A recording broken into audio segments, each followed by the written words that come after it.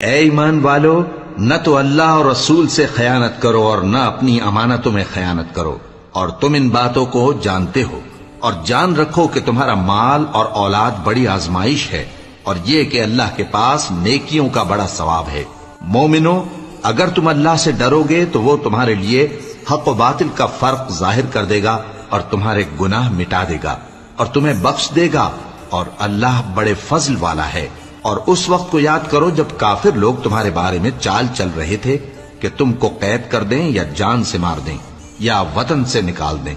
تو ادھر تو وہ چال چل رہے تھے اور ادھر اللہ تدبیر کر رہا تھا، اور اللہ بہترین تدبیر کرنے والا ہے۔